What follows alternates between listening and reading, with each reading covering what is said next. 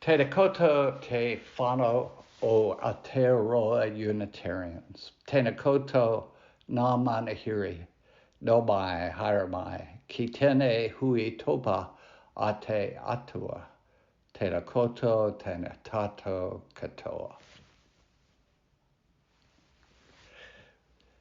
So welcome to you all to our virtual sanctuary on the beginning of what we declare as the beginning of a new year, when which we traditionally celebrate with a water ceremony.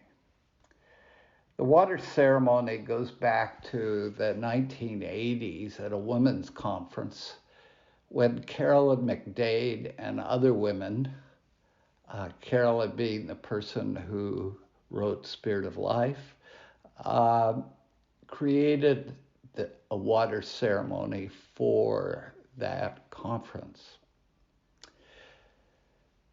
And it's been in use, it's gradually grown in use to be somewhat universal in the Unitarian tradition.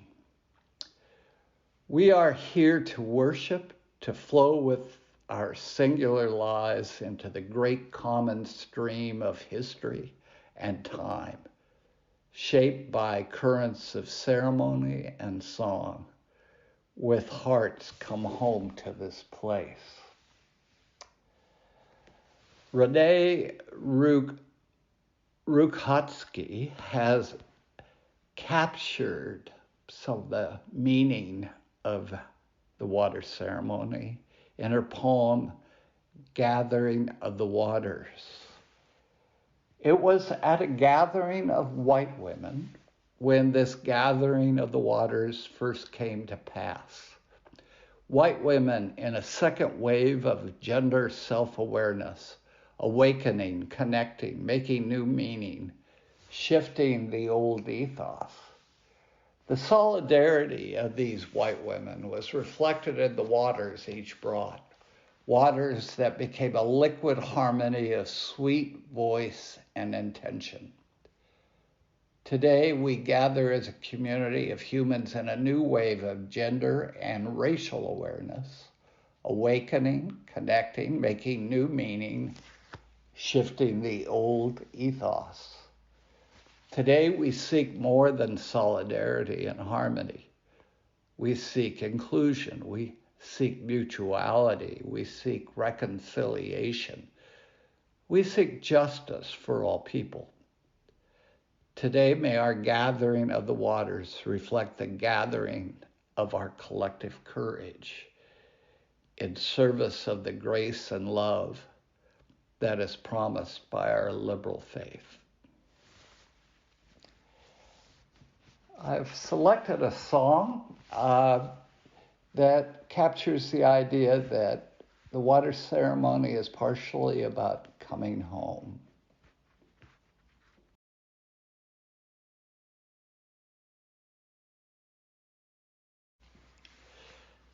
My chalice lighting for today is by Gregory Pelley. And so we gather from the ebb and flow of our lives, thirsty for connection to ourselves, thirsty for connection to others, thirsty for connection to the larger life. As we light this chalice, may all who gather here be filled with hope and joy, filled with compassion and love. Here may we be filled so that we may pour ourselves out into the world. The song I'd like to play before my musing is entitled Holy Waters, and it's by a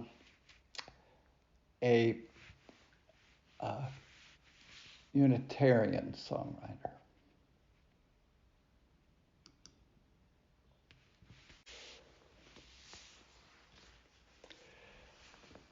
I entitled my musing this morning, Water Within, Between, and beyond us. I find water to be not only a miraculous source of life, but also a rich metaphor for who we are. I recently bought a new scale because the mirror says my health would benefit by losing a few kilograms. Okay, maybe more than a few. The scale I bought is high tech. You know me. What other kind would I buy? It reminds me of cell phones. Remember when a phone's sole purpose was to call someone? How 2005? Well, my new scale does tell me my weight, but it also tells me my BMI, muscle and bone mass, and what percentage of my body weight is water. Muscle, for those who are curious, it was 48.6% this morning.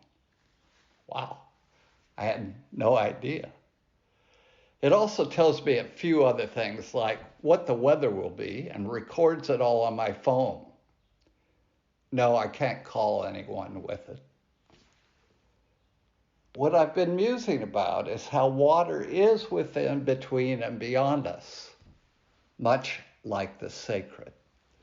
Ever since humans became self-aware, there was the assumption that the sacred or divine was out there somewhere, separated from who we are. Religion made that assumption a cottage industry. The business model was promising to unite us to an external interventionist God through prayer, meditation, sacraments, and the forgiveness of sin. Thanks to Unitarian transcendentalists, we came to understand that the divine resides within us, and not just us, but within all of creation. The sacred is also found in our relationships, quite literally in our body's water content. Water that was once in a river, the clouds, your water bottle, your dog, your neighbor, or someone from the ancient past are a sacred stream constantly flowing through us to a world of which we are a part. A few molecules once residing in Jesus, the Buddha, Socrates, Mother Teresa, Cleopatra, and maybe Genghis Khan, a silver fern, or the Tasman Sea may flow through me from time to time. We rarely think of there being water beyond Earth's atmosphere. But astrophysicists have determined that water existed in the cosmos from the moment of the Big Bang. Water has been found throughout the solar system, the moon, Mercury's poles, Mars, 2 of Jupiter's moons, and 1 of Saturn's. Uranus and Neptune have vast oceans, and even Pluto has subsurface water.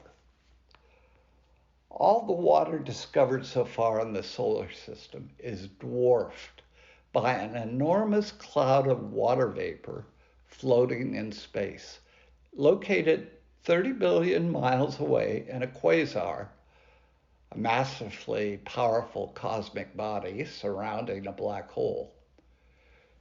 The water cloud is estimated to contain at least 140 trillion times the amount of water in all the seas and oceans here on Earth. That's 140 trillion times. Scientists have puzzled over how the Earth obtained its water. It's a mystery how the world became awash in it. But one prevailing theory says that water originated on our planet from ice specks floating in a cosmic cloud before the sun was set ablaze more than 4.6 billion years ago. As much as half of all the water on Earth may have come from that interstellar gas. That means the same liquid we drink and that fills the oceans may be millions of years older than the solar system itself. In fact, it may connect us to the very moment of creation. It does not take a brilliant theologian to see how water that is within, between, and beyond us is a perfect metaphor for spirituality. I should note that spirituality is not the same as religion. By definition, religion is a personal set or institutionalized system of religious attitudes, beliefs, and practices dedicated to the service and worship of God or the supernatural.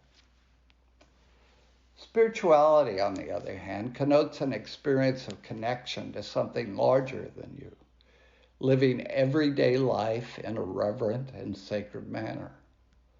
Or as Dr. Christina Pukalski, a leader in trying to incorporate spirituality into healthcare, puts it, spirituality is the aspect of humanity that refers to the way individuals seek and express meaning and purpose, and the way they experience their connectedness to the moment, to self, to others, to nature, and to the significant or sacred.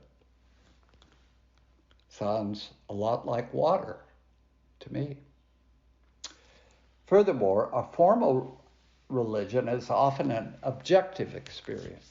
In other words, there is usually a greater focus on the externals, houses of worship, books of scripture, eternal rituals, and observances. Your attention is placed upon the objects in your experience. Spirituality, however, is an inward journey that involves a shift in awareness rather than some form of external activity. As such, spirituality is much more about inner understanding than outer worship. Like the percentage of water contained in our bodies, our spiritual capacities and abilities vary. There are times we thirst and times we know peace and contentment. There is a body of research that measures our spirituality capacity as our spirituality quotient, or SQ. Our SQ answers what I am. It is like the bottom layer of a wedding cake. The next layer is our EQ that measures our emotional intelligence, answering what I feel. The top layer is our IQ, or rational intelligence, answering what I think. Spirituality is a set of capacities and abilities that enable people to solve problems and attain goals in their everyday life.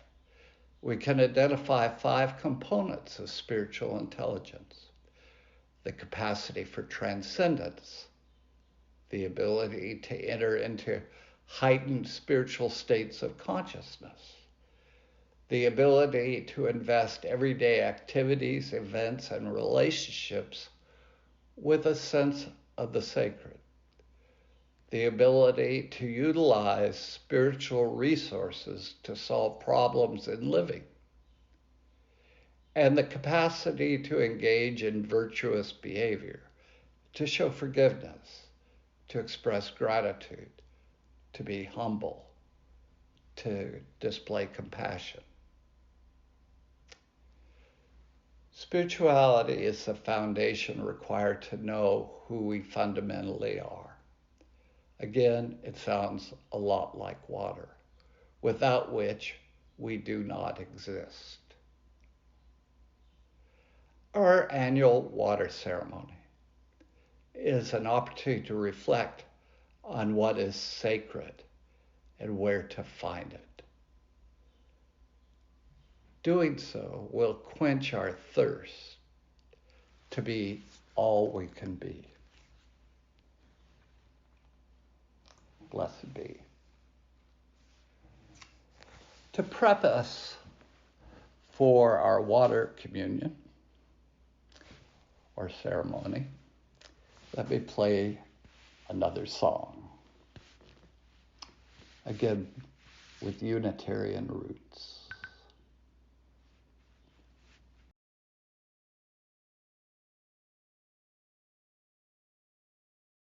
This morning, we carry love and hope and courageous faith and seek to renew our covenantal commitments. We remind ourselves of the home we share, a home that we come back to, whether after a long or short absence, a home we welcome all to make their own, a home of love and hope and faith. Come, let us gather together within. And we gather ritually this morning, carrying gifts of our summer symbols of the water that we have been present with and which has been present to us. Did the water's unprovoked and indefatigable resiliency inspire you, or its serenity? Maybe it's waxing and waning tides, the music of its motion, or the silence of its sleep. Do you feel the interdependent web of all existence coming alive in those moments? Some of you may have had the gift of a momentary spiritual epiphany. Others of you, a growing awareness of how this very water is like strands of the web, and how the web is us and everything. How glorious, how sacred, how peaceful. Let us rest and rely on that truth in a moment of silence.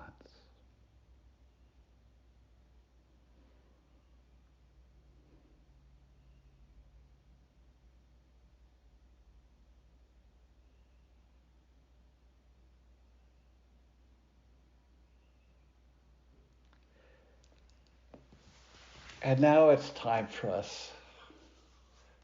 We can't mingle our waters, but if you mingle the water within you, it might eventually reach the rest of us. So, it's a delayed gratification in this sense. But, you have your glasses of water, take a sip of it, and then share how that water is a metaphor for what we've talked about today. How is your experience of the time away during summer? How are you different? How are you the same?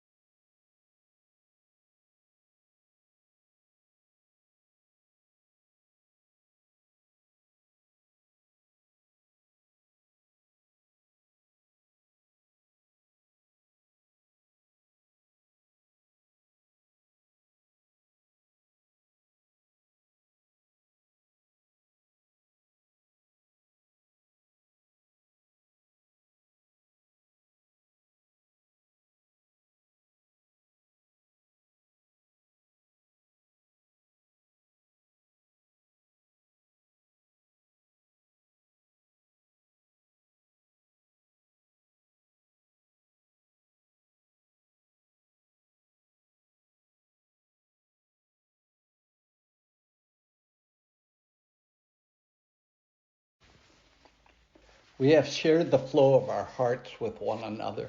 We have gathered to celebrate our fountains of joy, to hold each other through storms of grief, to guide one another through rapids of transformation, to rest together on ponds of stillness. May this community always honor the spirit of water in its many forms and its life-giving essence. Now, I know time is getting on, but I want you to appreciate all the music. If you have to leave, I understand. So I'm going to share one of my favorite songs in a version I haven't heard before.